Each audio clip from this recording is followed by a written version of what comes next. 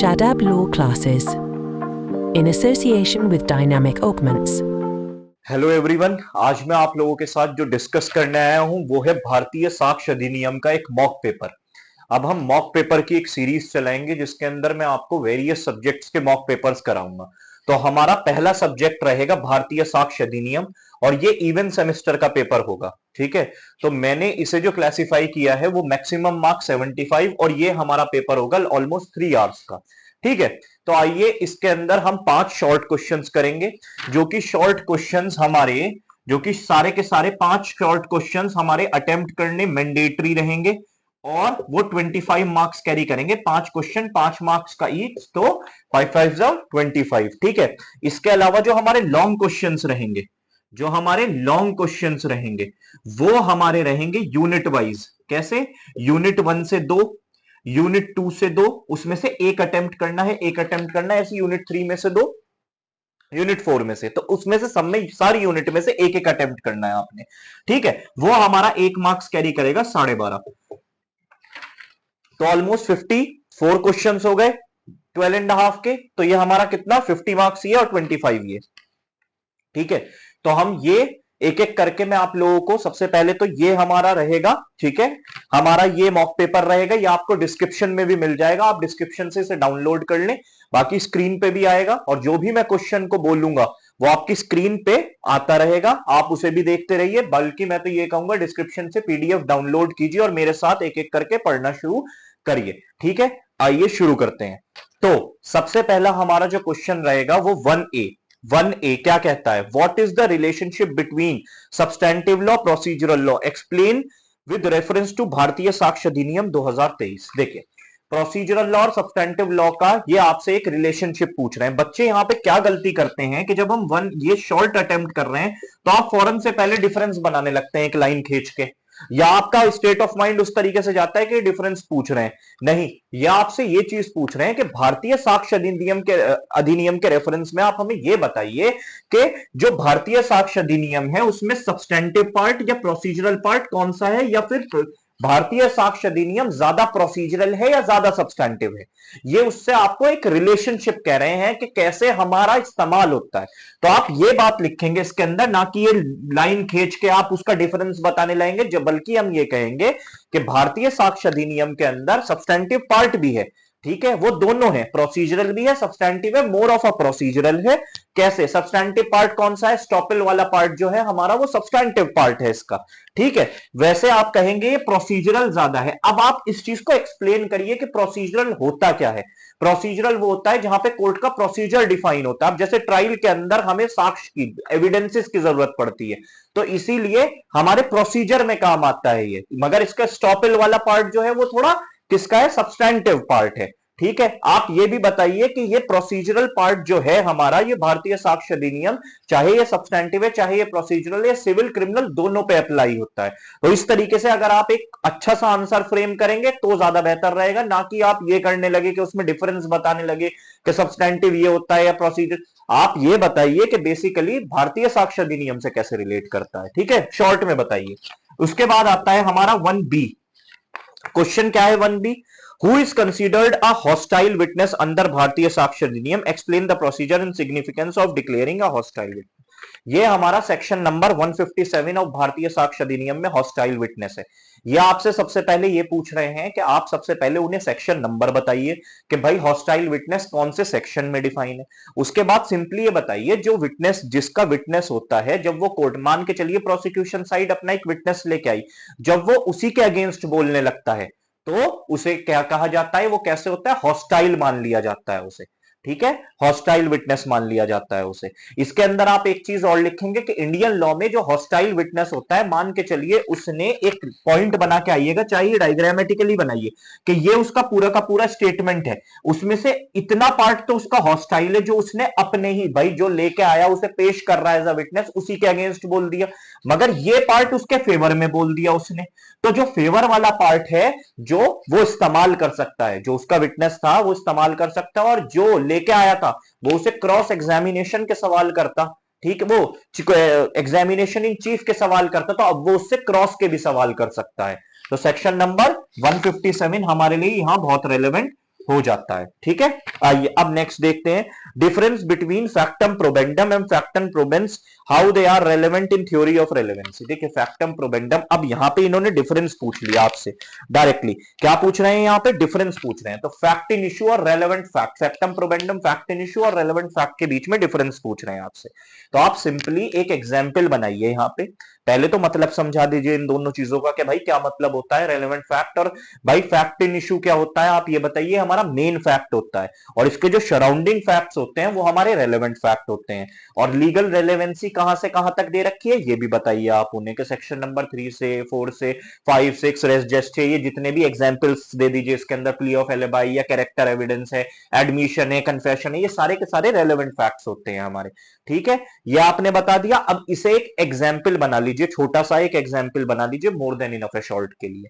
Done, हम आगे पढ़ते हैं। तो हमारा एक तरीके से कौन सा हो गया, 1C हो गया। अब हम 1D पे आते हैं, discuss the evidentiary value and legal admissibility of electronic evidence under Bharatiya Sakshya Adhiniyam, what are the challenges court face while relying on it. तो देखिए बेटा, भारतीय साक्ष्य अधिनियम में सेक्शन नंबर 63 जो है वो एडमिसिबिलिटी ऑफ इलेक्ट्रॉनिक एविडेंस की बात करता है, और कोर्ट क्या प्रिजम्पशन लेता है उसको लेके, इलेक्ट्रॉनिक एविडेंस को लेके। तो अब आप ये भी लिख सकते हैं कि जैसे नया नया अभी इलेक्ट्रॉनिक एविडेंस को लेके इतना ज्यादा चेंजेस करे हैं भारतीय साक्ष्य अधिनियम में, किसने करें, भाई अमेंडमेंट से पहले इंडियन एविडेंस एक्ट में जो चीज इंप्लाइडली थी अब थोड़ा एक्सप्लिसिट कर दिया है उसे और ज्यादा, कि भाई electronic evidence as a documentary piece of evidence रहेगा। ठीक है, तो ये वाली चीजें आप लिखिए कि व्हाट आर द, अब इन्होंने ये वाली चीज भी पूछी है। तो एडमिसिबिलिटी पे तो आपने सेक्शन नंबर 63 लिख दिया कि कोर्ट उसे एडमिसिबल करार करता है। What are the challenges court face while relying on it, court क्या इलेक्ट्रॉनिक एविडेंसेस पे ज्यादा रिलाई करना। देखिए आज का सिनेरियो इस तरीके का है, आज की जनरेशन या आज के जो एविडेंसेस कलेक्ट होते हैं तो ज्यादातर इलेक्ट्रॉनिकली होते हैं। तो कोर्ट भी डिजिटली ही चल रहा है ज्यादातर, आप देख रहे होंगे कि डिजिटली किसी का बयान रिकॉर्ड करना है, ये सब चीजें होनी है, तो डिजिटल वीडियोग्राफी फॉर्म इन सब में भी हो सकती है। तो आप यहाँ पे ये लिख सकते हैं कि कोर्ट को कम, आप पहले तो बहुत ज्यादा चैलेंजेस थे, अब थोड़े कम चैलेंजेस फेस करने पड़ते हैं कोर्ट को। तो आइए हम सेक्शन, अब यहाँ 1E पे आते हैं। ठीक है, आप लोगों को 1E, discuss the role and limitation of expert opinion. ठीक है, in evidence law under what condition it can be. Expert opinion जो आपको देखने को मिलता है, एक्सपर्ट ओपिनियन वो सेक्शन नंबर 40 में।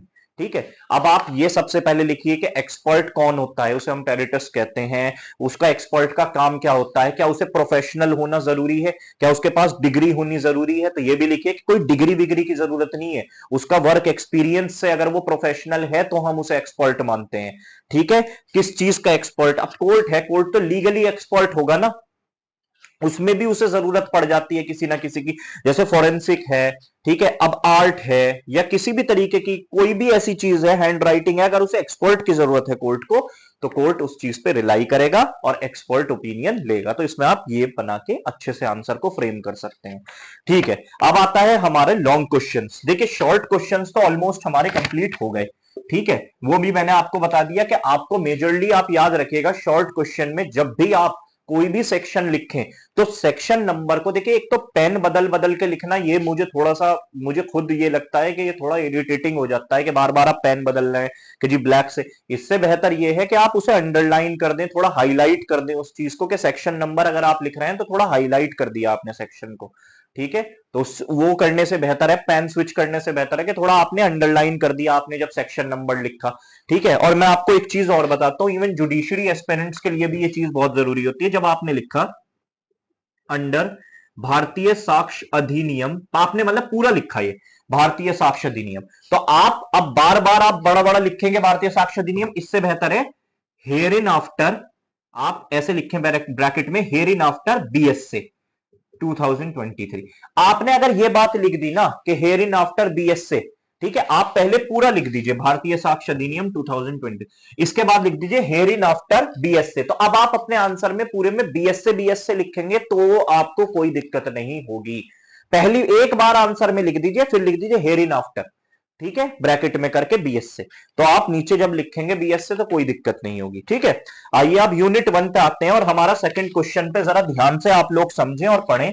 यूनिट वन में 2 क्वेश्चंस दे रखे हैं जो 12.5 मार्क्स का एक क्वेश्चन है, आपको एक अटेम्प्ट करना है यूनिट 1 में से। क्या कह रहा है? Critically examine section 4 to 14 of भारतीय Sakshya Adhiniyam, how do they define the scope of relevancy and proof. ओफो, ये क्वेश्चन अपने आप में पूरा रेलेवेंसी, एक तरीके से मैं कहूं जो मेजर पार्ट है रेलेवेंसी का, वो कवर करता है। देखिए, अब जब कभी भी हमारे पास कोई ऐसा सवाल आ गया जिसके अंदर अब आपको लग रहा है 4 से लेके 14 तक पूछ रहे हैं, कभी कभी ऐसा होता है कि हमें इस बीच में कोई एक ऐसा है सेक्शन जो हमें याद नहीं आ रहा, कि भाई याद ही नहीं आ रहा। मगर नॉर्मली ऐसा भी हो सकता है या तो 4 से 14 दे दें या आपसे पूरा रेलेवेंसी के चैप्टर का एक वो मांग ले के सिग्निफिकेंस दे दो। तो आप मेरी बात ध्यान से समझिए, आपको सेक्शन नंबर गलत लिखने की जरूरत नहीं है।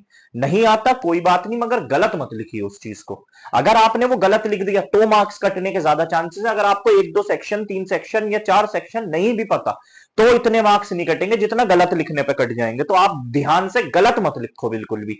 अब आपसे इन्होंने पूछा कि critically examine section 4 to 14 of भारतीय साक्ष्य अधिनियम, तो आप एग्जामिनेशन जब इस चीज का करोगे, एग्जामिन करोगे, तो सबसे पहले आपको मार्क कर लो, आप सबसे पहले लिख लो कि हाँ भाई मुझे रेस जस्ट भी लिखना है इसके अंदर। ठीक है, मैं रेस जस्ट से लिखूंगा। दूसरी चीज मैं क्या लिखूंगा, इसके अंदर प्ली ऑफ एलिबाई भी कवर हो रहा है, इसके अंदर मैं प्ली ऑफ एलिबाई को भी इंक्लूड करूंगा। ठीक है, और अगर आपको और भी जैसे याद आ रहे हैं कि हाँ भाई आप 4-5 सेक्शन पकड़ लो बड़े बड़े जो उसके अंदर हैं, जो मेजर सेक्शंस हैं, आप एक काम करो उसे समझाओ। दूसरी चीज मैं हमेशा कहता हूं, जब बड़ा आंसर होता है आपके पास, तो अगर आपको केस लॉ नहीं भी याद आ रहा तो आप अपने से एक फैक्ट बनाओ प्रॉपर, उसके अंदर मेन फैक्ट रखो, फैक्ट इन इश्यू, उसके इर्द गिर्द रेलेवेंट फैक्ट रखो। ठीक है, उसके इर्द गिर्द रेलेवेंट फैक्ट रखो। रेलेवेंट फैक्ट जैसे ही आप उसके अंदर, जैसे मैं एक एग्जांपल के थ्रू देता हूं कि भाई ए और बी एक कॉलेज में साथ में पढ़ते थे। ठीक है, मान के चलिए मैं एक एग्जांपल बता रहा हूं, ए और बी कॉलेज में साथ में पढ़ते थे। अब ए क्या चाहता था, ये बी मान के चलिए ए जो है बॉय है, बी गर्ल है।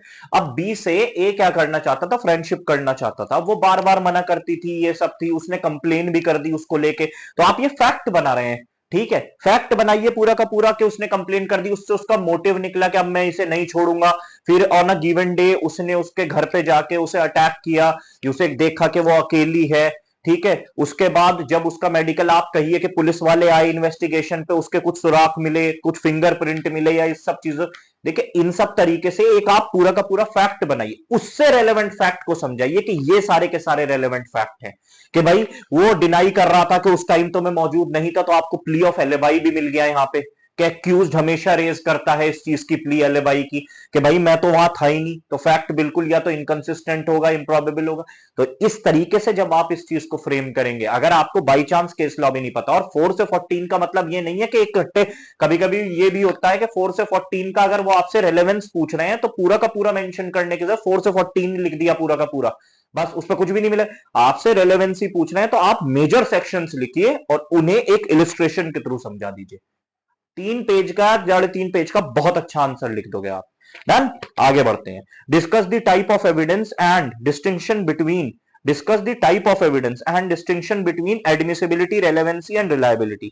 ठीक है, what is the evidentiary position of illegally produced evidence. देखिए तो आरएम मलखानी वाला केस भी आ गया इसके अंदर बेसिकली, मगर आपसे पहले पूछ रहे हैं discuss the type of evidences, तो आप ओरल, डॉक्यूमेंट्री थोड़ा सा मेंशन किया इसे। बाकी जो ज्यादातर चीजों पे आए हैं वो आए हैं distinction between admissibility, relevancy and reliability.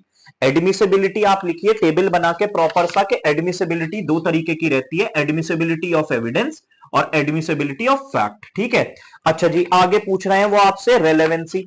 Relevancy का आप पूरा बताइए कि चैप्टर नंबर यहां से यहां तक है, और रेलेवेंसी का मतलब होता है जब कभी भी मेन इंसिडेंट होता है तो उसके इर्द गिर्द जितने भी होते हैं, ठीक है, सराउंडिंग फैक्ट्स जो होते हैं वो रेलेवेंट फैक्ट रहते हैं। ठीक है, अब कौन सी चीज कौन से केस के लिए रेलेवेंट है वो सब्जेक्टिव है, कि भाई किसी केस के अंदर ब्रेड ऑमलेट रेलेवेंट फैक्ट होगा, मगर किसी केस के अंदर वो बिल्कुल ही इररेलेवेंट होगा। अब किसी ने किसी को शूट करके मार दिया तो उसके अंदर ब्रेड ऑमलेट का क्या काम, मगर किसी ने किसी को पॉइजन से मार दिया तो वहां रेलेवेंसी आएगी उस रेलेवेंट फैक्ट की। ठीक है, मगर आप इसमें एक चीज और लिखिएगा कि रेलेवेंसी और एडमिसिबिलिटी दोनों अलग अलग चीजें होती हैं। कोई सा फैक्ट रेलेवेंट फैक्ट है इसका मतलब ये नहीं कि वो कोर्ट में एडमिसिबल है। ठीक है, किसी भी फैक्ट की रेलेवेंसी उसकी एडमिसिबिलिटी पे ये नहीं है। अब आप ध्यान से देखिए, अगर कोई सा फैक्ट रेलेवेंट फैक्ट है, जरूरी नहीं कि वो एडमिसेबल हो, ठीक है, उसके ऊपर एविडेंस देना एडमिसेबल हो, ठीक है। तो ये वाली चीज रिलायबिलिटी आप ये लिखिए कि जब कभी भी कोर्ट किसी भी एविडेंस को पेश करते हैं, या फिर जब कभी भी पार्टी या फिर उसके लॉयर्स किसी भी एविडेंस को पेश करते हैं, तो एविडेंस को प्रूव करने के लिए कोर्ट, मान के चलिए 2 विटनेसेस को आपने पेश करा, उस रेलेवेंट फैक्ट पे एविडेंसेस दिए 2 विटनेसेस के, कोर्ट कहता है कि ये रिलायबल इनफ है कि मैं ये मान लूं कि ये रेलेवेंट फैक्ट प्रूव्ड है और उसे एडमिसेबल फैक्ट मान लूं। अगर ठीक है, रिलायबिलिटी होता है सफिशियंसी, क्या क्या रीजनेबली वो चीज प्रूव हो गई, ड्यूली प्रूव हो गई, तो इसे हम कहते हैं रिलायबिलिटी, ठीक है। तो ये वाला इसीलिए मैंने इस तरीके से फ्रेम किए हैं कि आपके मेजरली जितने भी क्वेश्चंस आ सकते हैं वो सारे के सारे पूरे हो जाएं। ठीक है जी, आई थिंक हम आगे बढ़ते हैं। अब आते हैं यूनिट 2 पे। Explain the law relating to admission and confession under Bharatiya Sakshya Adhiniyam, how do court distinguishment voluntary and involuntary confession. देखिए 15 से लेकर 25 तक भारतीय साक्ष्य अधिनियम में पूरा एडमिशन से लेकर कन्फेशन है, ठीक है। इस पे मैंने एक बहुत अच्छी वीडियो भी बनाई है अपनी, ठीक है, उसमें मैंने यही बात समझाई है। सबसे पहले आप ये लिखिए कि एडमिशन भी और कन्फेशन भी सेक्शन नंबर 15 में, कन्फेशन कहीं ये नहीं है, कहीं और डिफाइन नहीं है, एडमिशन के अंदर ही डिफाइन है, क्योंकि एडमिशन 2 तरीके के रहते हैं, आप बताएंगे, एडमिशन ऑफ गिल्ट और एडमिशन ऑफ फैक्ट, ठीक है। एडमिशन ऑफ गिल्ट 2 तरीके के, जुडिशियल, एक्स्ट्रा जुडिशियल, और वो तो आप स्टेटमेंट का किसी का एडमिशन कर रहे हो, ठीक है। तो आप पुलिस के सामने है तो या आप पूरा बना के लिखिए, पुलिस के सामने अगर किसी ने एडमिशन दिया, वो एडमिशन मतलब कन्फेशन किया है, तो that is not admissible in the court. मगर अगर मैजिस्ट्रेट के सामने है तो वो जुडिशियल कन्फेशन है।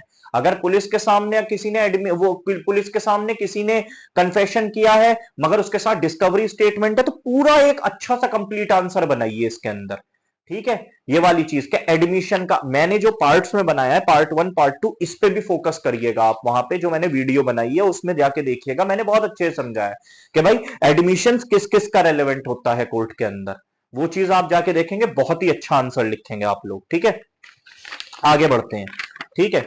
इसके बाद आता है what are primary and secondary documentary evidence, discuss the condition under which secondary evidence is admissible in, ठीक है जी। 56 से लेके 60 और 63, ठीक है। इलेक्ट्रॉनिक एविडेंस, इलेक्ट्रॉनिक रिकॉर्ड भी, इंक्लूडिंग इलेक्ट्रॉनिक रिकॉर्ड भी है, तो 63 भी वहां से एडमिसेबल होता है, तो वो भी लिखना। 56 से लेके 60 पहले आप करिए कि एविडेंस, देखिए जब आप एविडेंस कंटेंट ऑफ डॉक्यूमेंट, ठीक है, आप ये लिखिए, बहुत खूबसूरत आंसर बनेगा कि आप ये लिखिए कि डॉक्यूमेंट्री एविडेंस 2 तरीके के होते हैं, एक प्राइमरी, ठीक है, और एक सेकेंडरी। आप इलेक्ट्रॉनिक भी लिख सकते हैं मगर वो, ठीक है, आप इलेक्ट्रॉनिक भी लिख लीजिए, ठीक है। अब प्राइमरी, सेकेंडरी और इलेक्ट्रॉनिक पीस ऑफ एविडेंस। अब आप लिखिए प्राइमरी के अंदर क्या क्या इंक्लूड होते हैं, सेकेंडरी के अंदर क्या क्या इंक्लूड होते हैं। फिर आप ये लिखिए कोर्ट जो है, देखिए कोर्ट जो है हमेशा रिलाई करता है प्राइमरी पे, क्योंकि आप ये लिखिए रूल ऑफ बेस्ट एविडेंस कौन सा है कि प्राइमरी एविडेंस पे रिलाई करे, ओरिजिनल डॉक्यूमेंट पे रिलाई करे, ना कि। और आप ये भी लिखिए इसके अंदर, आप सेक्शन नंबर 60 को जरूर मेंशन करिएगा कि वो कंडीशंस कौन कौन सी हैं जिसके अंदर कोर्ट सेकेंडरी एविडेंसेस को अलाउ करता है, सेकेंडरी डॉक्यूमेंट्री एविडेंसेस को। तो ये आप अगर लिखेंगे तो बहुत ही अच्छा आंसर होगा आपके लिए, ठीक है। इस पर मैंने बहुत अच्छी वीडियो बनाई है, तो वो आप जाके जरूर देखिए। What are the presumptions in Indian Evidence Act, their nature, classification, judicial reasonings with relevant example. देखिए 78 से लेके 93 तक आपकी प्रिजम्पशंस हैं। सबसे पहले आप प्रिजम्पशन में मे प्रेज्यूम, शैल प्रेज्यूम और कंक्लूसिव प्रूफ का एक प्रॉपर टेबल बना के डिफरेंस समझाइए, ठीक है, डिफरेंस समझाइए। अब उसके बाद आप 78 से लेके 93 तक वो देखिए कौन सी चीज को कोर्ट क्या मानता है, कौन सी चीजों को कोर्ट शैल प्रेज्यूम लेता है, कौन सी चीजों को मे प्रेज्यूम लेता है, और कौन सी चीजों को कोर्ट कंक्लूसिव प्रिजम्पशन में लेता है।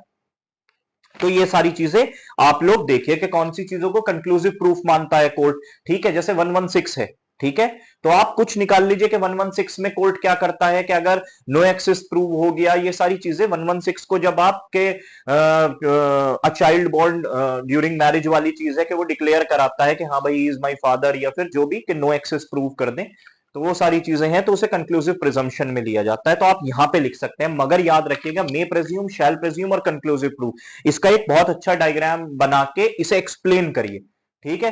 तो इस पे भी जाके आप अगर वीडियो देखेंगे, मेरी एक वीडियो बना रखी है मैंने, वो बहुत ज्यादा रेलेवेंट होगी। मगर ये क्वेश्चंस जो मैं आपको बता रहा हूं ये इतने ज्यादा रेलेवेंट हैं आप लोगों के लिए, आप ये समझिए अगर आपने ये क्वेश्चंस कर लिए तो आपका पूरा पेपर हो गया। ठीक है, अब आ जाते हैं हम एक तरीके से। अच्छा, हमने यूनिट 3 का पहला देख लिया, अब हम देखते हैं यूनिट 3 का ये हमारा 7th क्वेश्चन होगा। Right a short note on burden of proof. 104 से लेके 116 तक बर्डन ऑफ प्रूफ के इनिशियल आप लिखेंगे पूरे केस का जो बर्डन ऑफ प्रूफ है, इनिशियल बर्डन ऑफ प्रूफ या पूरे केस का जो प्राइमरी बर्डन ऑफ प्रूफ रहता है वो उस पर रहता है जो केस लगाता है कोर्ट के अंदर। ठीक है, मगर रेलेवेंट फैक्ट एक एक करके, जैसे जैसे रेलेवेंट फैक्ट, भाई अब मैं डिफेंस साइड हूं, मैं कोई रेलेवेंट, जैसे मैं प्ली ऑफ एलिबाई ले रहा हूं, ठीक है, मैं क्या करता हूं, एक्यूज जो मैं कह रहा हूं वहां मैं मौजूद ही नहीं था, तो इसकी प्ली कौन लेता है, हमेशा एक्यूज लेता है, तो एक्यूज प्रूव करे उस चीज को। तो relevant fact to relevant fact के वो सब्जेक्टिव होगा, कौन रेलेवेंट फैक्ट कौन सा उठा रहा है और वो प्रूव करेगा। तो बर्डन ऑफ प्रूफ हमेशा किसके ऊपर रहेगा, आप याद रखेंगे, हमेशा प्राइमरी बर्डन ऑफ प्रूफ किसके ऊपर रहता है, प्रोसिक्यूशन साइड रहता है। ठीक है, जो केस लगाता है। एक चीज और याद रखिएगा इसमें, ओनस ऑफ प्रूफ और है कि जैसे ही प्रोसिक्यूशन एविडेंसेस खत्म हो जाते हैं तो बर्डन ऑफ प्रूफ शिफ्ट होता है, shifting of burden of proof कहते हैं इसे हम, ओनस ऑफ प्रूफ को याद रखिएगा ये भी। अब आ जाता है एस्टॉपेल। 121, 122, 123, ये तो आपको कुछ कर ही नहीं सकते। एस्टॉपिल जैसा आया आपको हूबहू वैसा ही भी देख, एग्जाम्पल के तौर पे आप समझा दें एस्टॉपिल क्या होता है, कैसे अप्लाई होता है, एक एग्जाम्पल दे दें इस चीज का। ठीक है, फिर आता है प्रिविलेज कम्युनिकेशन। तो 7th का मैंने ABC बनाया है इसी वजह से कि शॉर्ट शॉर्ट शॉर्ट। ठीक है, प्रिविलेज कम्युनिकेशन में 122 मैरिज के दौरान अगर आपकी कोई कम्युनिकेशन है, 126 में आप आ जाइए। ठीक है, कोई ऐसी प्रोफेशनल कम्युनिकेशन है, 129 में आप लॉयर और क्लाइंट की कोई कम्युनिकेशन है, तो इसे एक छोटे छोटे एग्जांपल्स के साथ अगर आप समझा देंगे बहुत मोर देन इनफ है। ठीक है, अब आ जाते हैं हम यूनिट 4 पे। यूनिट 4 में आ जाता है हमारा 8th और 9th क्वेश्चन। तो यूनिट 4 में हमारा जो 8th और 9th क्वेश्चन है क्या है, discuss the examination of witnesses including cross examination, ठीक है जी, leading question and refreshing memory. देखिए इन्होंने पूछा examination of witnesses including cross examination, discuss the examination. देखिए इसके अंदर आपको चीफ भी लिख दे, एक आप चीफ भी लिख दीजिए। ठीक है, अब आप इसके अंदर जो सेक्शन नंबर 142, 143, 144, इसके अंदर लीडिंग क्वेश्चन के लिए 146 और रिफ्रेशिंग मेमोरी के लिए 162, ये आपको डिस्कस करके पूरा पूरा छोटा छोटा बना के लिखे। मगर जब आप एग्जामिनेशन इन चीफ और क्रॉस, देखिए सबसे पहले आप ऐसे बनाइए कि ये होगा सबसे पहले चीफ, इसके अंदर 5-4 सवाल पूछे, फिर होगा क्रॉस, फिर आप लिखिए क्रॉस के अंदर ऐसे करके बनाइए और ऐसे करके देखिए इसके अंदर ऐसे बनाइए कि ये जो 3 सवाल पूछे एक्स्ट्रा सवाल है, क्रॉस में आप जो आपसे चीफ पे सवाल करे गए तो उससे एक्स्ट्रा सवाल भी पूछ सकते हैं। फिर आप करिए कि री एग्जामिनेशन होगा। ठीक है, री एग्जामिनेशन कौन करेगा, चीफ वो करेगा जिस पार्टी का विटनेस है, और री एग्जामिनेशन भी वही करेगा जिस पार्टी का विटनेस है। क्रॉस एग्जामिनेशन ठीक है अपोजिट पार्टी करती है। तो आप इसमें एक चीज और लिखिए कि एग्जामिनेशन इन चीफ जो होगा, क्या कह रहा हूं मैं आपसे, एग्जामिनेशन इन चीफ। देखिए एग्जामिनेशन इन चीफ में आपको एक बात याद रखनी है कि ये मैंडेटरी है, ये चीज जरूर लिख के आनी है इसके अंदर। अब लीडिंग क्वेश्चन कब पूछ सकते हैं, लीडिंग क्वेश्चन आप अपनी पार्टी से नहीं पूछ सकते कि क्या उस टाइम तुमने व्हाइट शर्ट पहनी थी, तो वो कह देगा हाँ जी मैंने पहनी थी। ठीक है, क्या तुमने अपनी आंखों से जो देखा वो देखा कि ए बी को मार रहा था, तो ये लीडिंग क्वेश्चन, आप लीड कर रहे हैं, ये क्रॉस में पूछ सकते हैं, चीफ में नहीं पूछ सकते। ठीक है, रिफ्रेशिंग मेमोरी भी कि भाई क्या कोई भी प्रीवियस स्टेटमेंट को रिफ्रेश कर सकता है अपनी मेमोरी को, ये लिख के आइए आप अच्छे से। आखिरी क्वेश्चन है हमारा 9th, what is witness protection scheme under Indian law, explain the role of hostile and trap witnesses in Indian law. Section number 157 को, हॉस्टाइल को, फिर से विटनेस प्रोटेक्शन स्कीम को एक बार पढ़ लीजिए अच्छे से, उसके पॉइंटर्स बना लीजिए कि हाँ भाई विटनेस के प्रोटेक्शन के लिए लॉज बना रखे हैं कि उसे कोर्ट में लेके आना है। कि भाई ऐसा भी होता है ना, मूवीज वगैरह में भी देखते हैं कि विटनेस कोर्ट तक पहुंच ही नहीं पाया, तो उसके प्रोटेक्शन को लेके हमने क्या क्या गाइडलाइंस रख रखी हैं, ये लिख के आइए आप। Explain the role of hostile and trap witness. ठीक है, हॉस्टाइल विटनेस के बारे में भी जैसे मैंने 157 में आपको बताया, ये बहुत अच्छे से समझिए आप लोग। तो ये पेपर आप बहुत अच्छे से कर सकते हैं, ये जो पेपर है आप इसे डाउनलोड करिए, खुद से बनाने की कोशिश करिए, और अगर आपको कोई दिक्कत आती है किसी आंसर में, या आपको कोई चाहिए कि मैं आपको कि भाई सर आप एक काम करिए हमें एक मॉडल आंसर दे दीजिए किसी भी एक क्वेश्चन का, अगर आपको मॉडल आंसर चाहिए है तो आप मुझे कमेंट बॉक्स में बताएं, मगर इस पेपर को सॉल्व करें। इस पेपर को सॉल्व करने से बेसिकली आपको ऐसा लगेगा कि आपको भारतीय साक्ष्य अधिनियम की एक प्रॉपर नॉलेज हो गई है। ठीक है, जब ये पेपर को आप सॉल्व करेंगे कोशिश ये करिए, मैं आपको एंड में बता देता हूं कि बड़े क्वेश्चंस जो हैं आपके 12.5 मार्क्स के वो 3.5 पेज के अंदर आने चाहिए, 3-3.5 पेज, और छोटे क्वेश्चन जो हैं वो 1 से 1.5 मैक्स टू मैक्स। ठीक है, क्योंकि कंटेंट की वैल्यू रखिए आप लोग। ठीक है, कंटेंट अगर आपका अच्छा है तो मार्क्स आपको जरूर मिलेंगे। ठीक है, सब कुछ नहीं भर देना है हमने पेपर में। ठीक है, उस सब कुछ भरने के चक्कर में हमारा क्या होता है कि हम क्वेश्चन छूट जाते हैं हमसे। ठीक है, तो अभी तो ये हमारी भारतीय साक्ष्य अधिनियम का मॉक पेपर था। इसी तरीके की और वीडियोस में मिलते हैं हम, तब तक के लिए ऑल द बेस्ट।